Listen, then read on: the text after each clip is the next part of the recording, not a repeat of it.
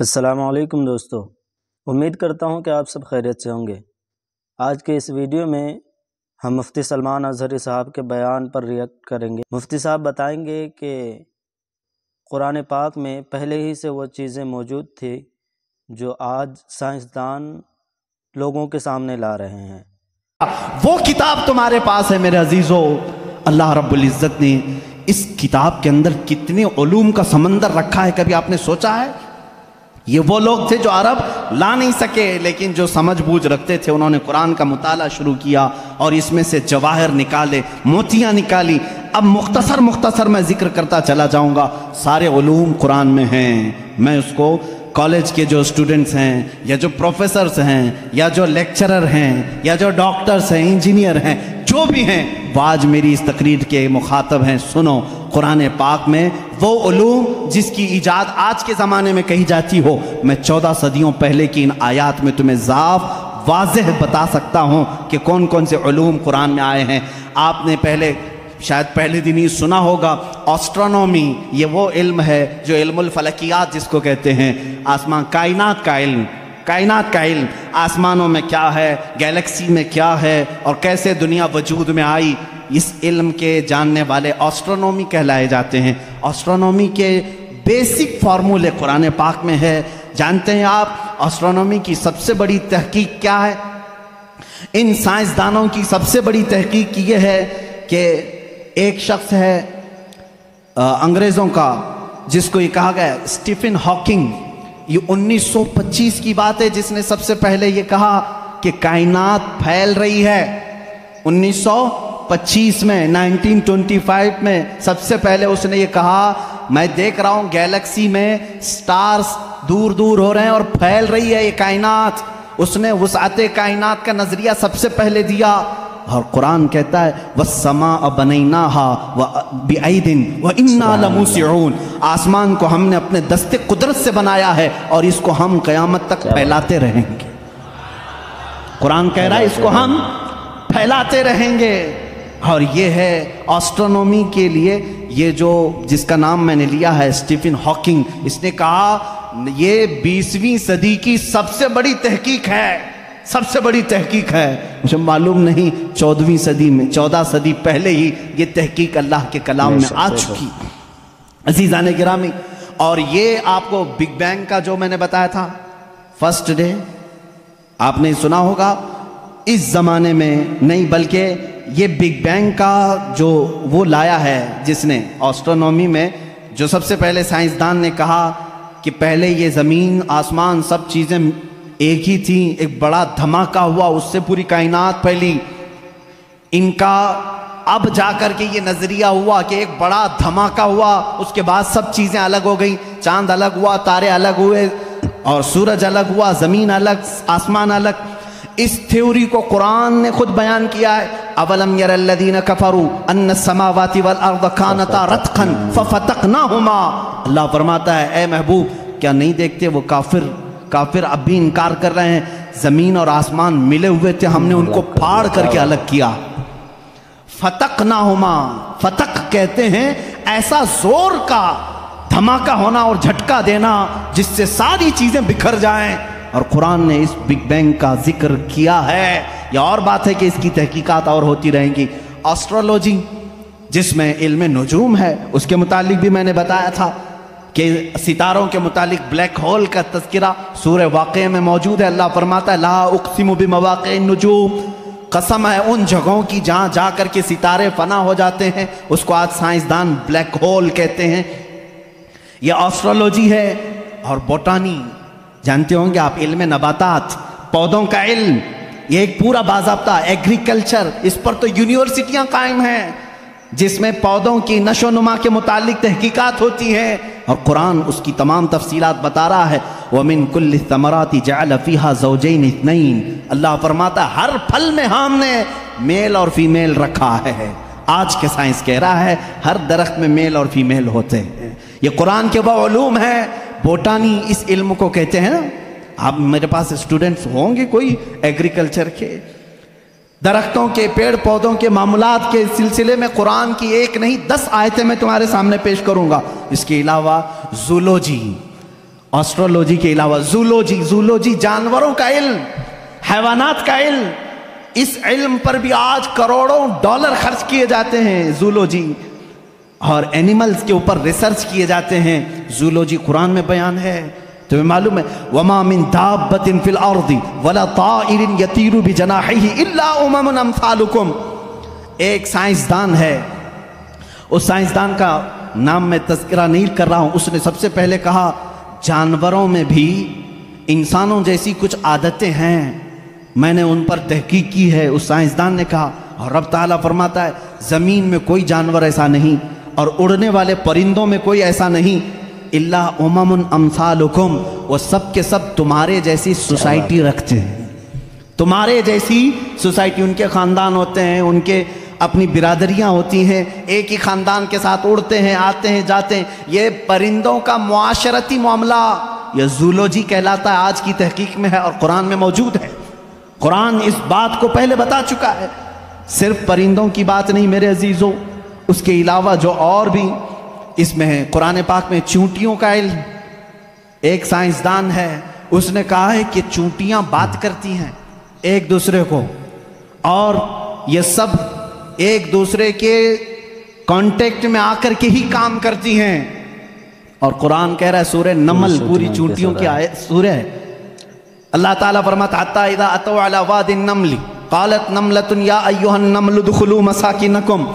जब सुलेमान अलैहिस्सलाम अपने लश्कर के साथ से गुजर रहे थे तो एक चूंटियों की वादी के पास आ पाए, तो अल्लाह फरमाता है चूंटियों की जो बड़ी सरदार थी उसने सारी चूंटियों से कहा या अय्युहन नमलु उदखुलू मसाकिनकुम, ऐ चूंटियों जल्दी जल्दी अंदर दाखिल हो जाओ, कहीं सुलेमान अलैहिस्सलाम का लश्कर तुम्हें बेखबरी में रौंद न जाए। चूंटी बात कर रही है अपने तमाम अफसरों को या अपने सिपाहियों को, और ये कुरान कह रहा है। और आज इस पर रिसर्च करने वाले को बहुत बड़ा इनाम भी दिया गया है कि चूंटियां बात करती हैं। यह जूलॉजी में आता है, जानवरों पर रिसर्च करने वाले। शहद की मक्खी पर एक बंदा है जिसने रिसर्च किया और उसको नोबल इनाम मिला है, नोबल प्राइज मिला है। उसका नाम वाशविन इस तरह से कुछ है, उसको नोबल इनाम मिला है। उसने कहा ये मक्खी जो है, जो छत्ते पर आती हैं, इनके अंदर एक कम्युनिकेशन होता है, इनके अंदर एक रईस होती है, एक मलिका होती है, सरदार होती है। पहले के जो किताबें हैं, शेक्सपियर की किताबें मशहूर हैं लिटरेचर में, इंग्लिश के शेक्सपियर की किताबों में शहद की मक्खी को मुज़क्कर बयान किया गया है। जैसे उसके बहुत सारे सिपाही होते हैं, एक उसमें सरदार होता है मक्खियों में।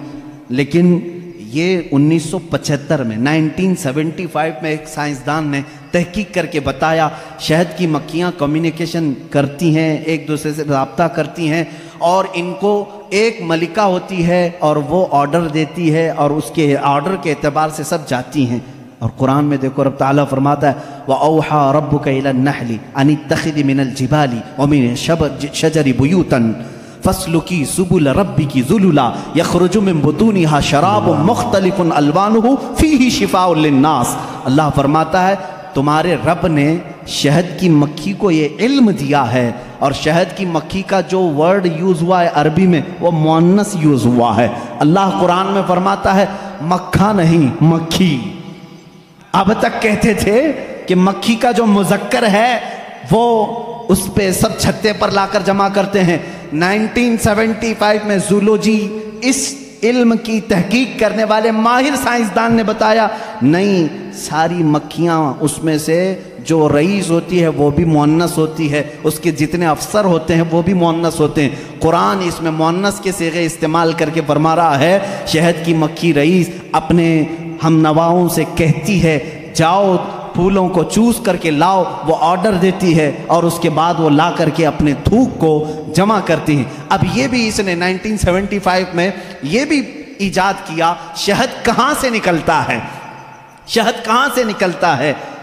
तो बाज़ लोगों ने कहा वो थूक देती है मुंह में से, अब तक तो यही मालूम था थूक देती है। कुछ लोगों ने कहा नहीं वो अपने फजलात खारिज करती है, जैसे पेशाब पखाना होते हैं इस तरह से वो निकाल देती है। 1975 में एक साइंसदान ने कहा नहीं, उसकी बेली में से, बेली फैट जो होता है पेट की चर्बी यहाँ से निकलता है, رب تعالیٰ فرما رہا ہے یخرج من بطونہا، ہم شہد اس کے پیٹ کی چربی سے نکالتے ہیں۔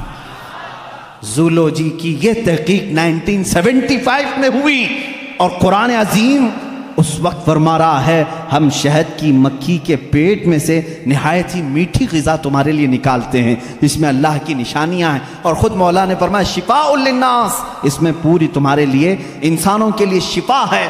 اور اتنا ہی نہیں میرے عزیزوں، یہ ڈنک مارے تو زہر ہے، لیکن اپنے شہد کے چھتے میں جا کر چھوڑ دے اپنے پیٹ کی غذا تو دنیا کی سب سے عظیم غذا ہے۔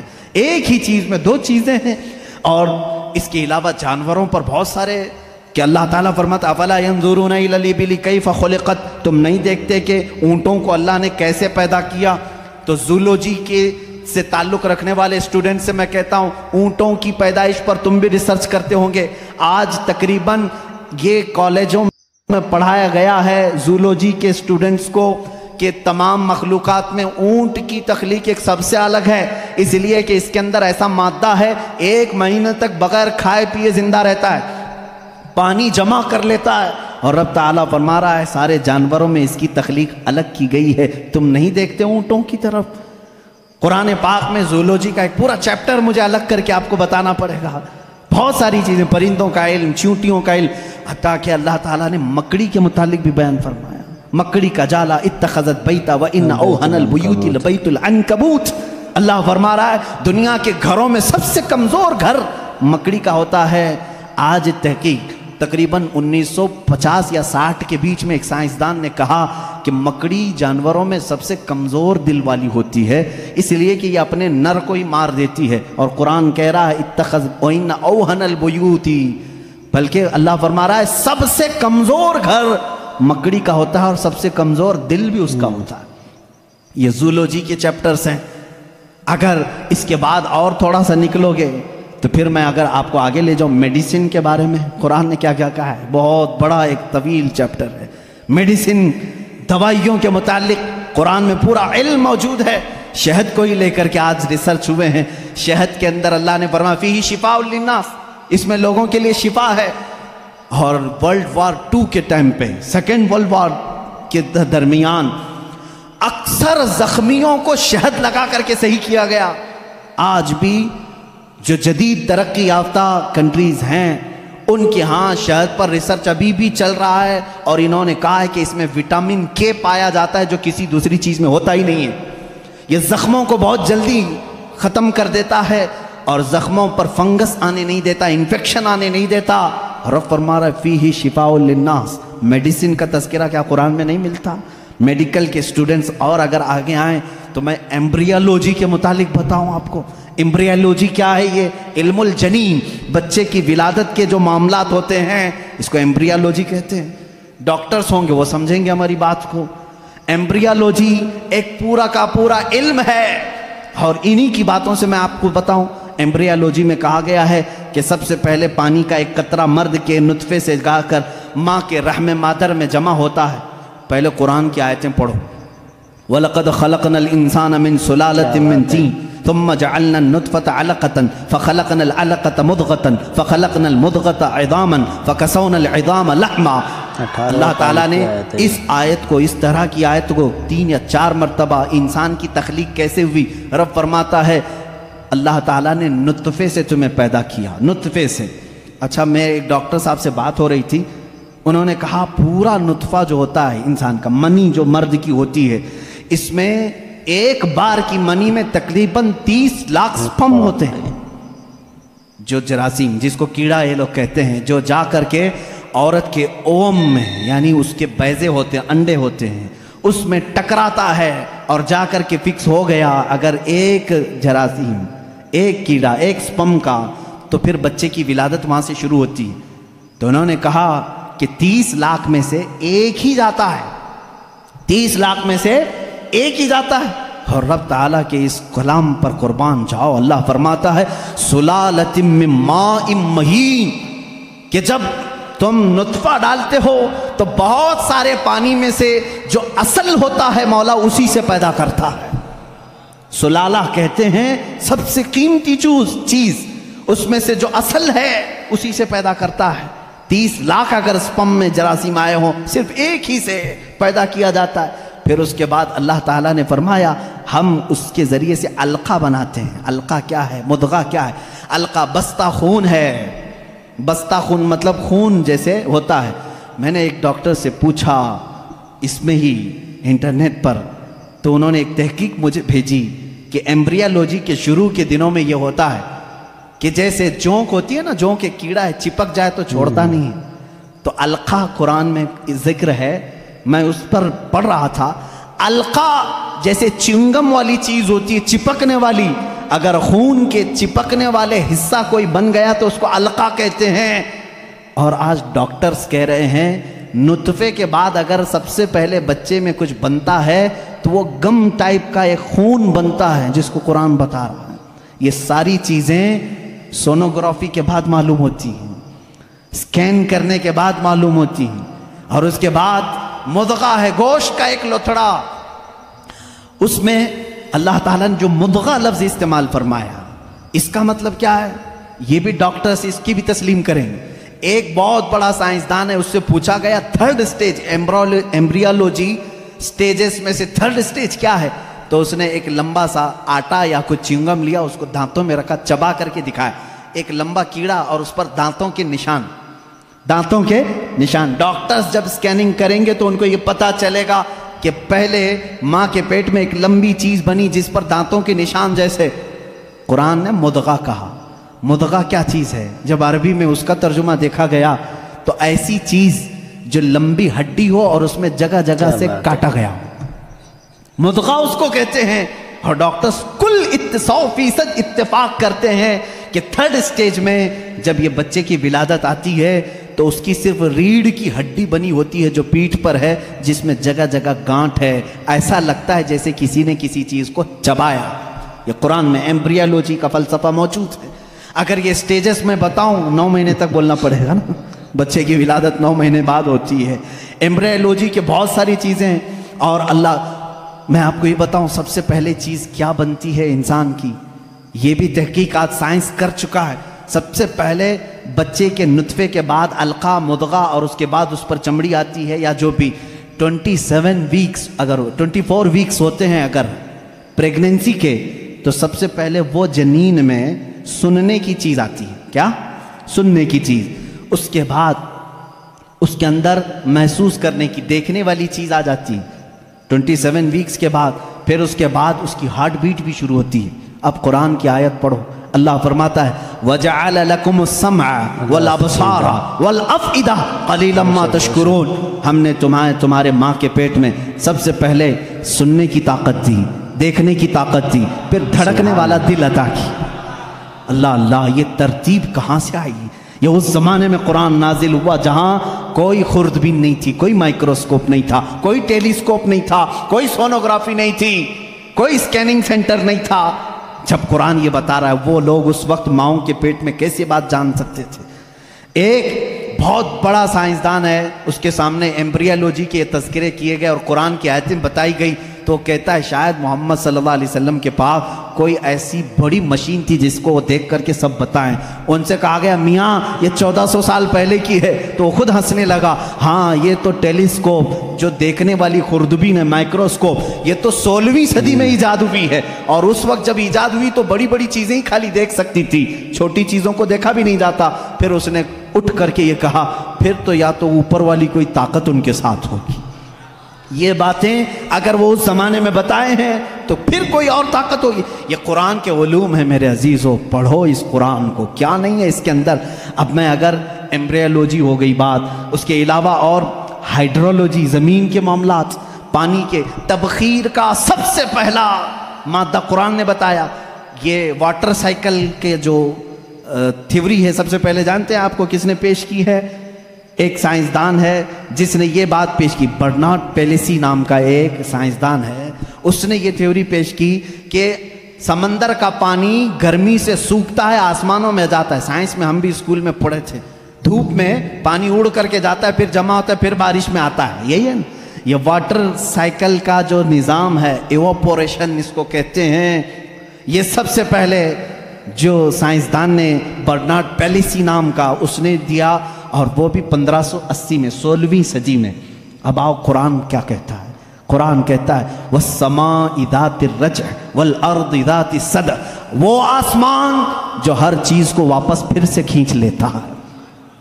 پانی ہم برساتے ہیں اور پھر اس کو لوٹا دیتے ہیں۔ ایواپوریشن کا، واٹر سائیکل کا جو مسئلہ ہے، یہ جو فنڈا ہے، یہ قرآن میں موجود ہے۔ مجھے بتاؤ اے سائنس کے اسٹوڈنٹس، کیا قرآن ہائیڈرولوجی کی بات نہیں کر رہا ہے؟ کیا قرآن ایمبریولوجی کی بات نہیں کر رہا ہے؟ کیا قرآن آسٹرونومی کی بات نہیں کر رہا ہے؟ کیا قرآن آسٹرولوجی کی بات نہیں کر رہا ہے؟ کیا قرآن بایولوجی کی بات نہیں کر رہا ہے؟ فزیولوجی کی بات کر رہا ہے؟ قرآن ہر فزیولوجی میں یہ دوران خون جو ہوتا ہے، ابھی آج ایک بچے نے مجھے سوال کیا فزکس پڑھنا کیسا ہے حضرت، اس میں الگ الگ تھیوریاں ہیں، میں اس کے لیے بھی بتا دوں فزکس قرآن میں موجود ہے۔ فزکس کا ایک بہت بڑا فنڈا یہ ہے کہ ایٹم یہ تقسیم نہیں ہوتا، پہلے سے لوگوں کا خیال تھا ایک ذرہ ہوتا ہے، 14 صدیوں تک لوگ یہ مانتے تھے ایک لاسٹ کوئی چیز ہوگی، اس سے لاسٹ تو کوئی کچھ نہیں ہوگا نا، جیسے ذرہ ایک چھوٹا سا ہلکا ذرہ وہ نہیں تقسیم ہوگا۔ فزکس والوں نے یہ ثابت کیا نہیں، ذرہ بھی تقسیم ہوتا ہے، ایٹم کو بھی تقسیم کیا جا سکتا ہے، ڈیوائیڈ ہو سکتا ہے، یہ فزکس کا فنڈا ہے، یہ فزکس کی تھیوری ہے۔ اور قرآن کہتا ہے لا يعزب عنه مثقال ذرة في السماوات والارض ولا اصغر من ذلك ولا اکبر الا في کتاب مبین۔ اللہ فرماتا ہے ذرے کے برابر بھی کوئی چیز اللہ تعالیٰ قیامت کے دن چھوڑے گا نہیں۔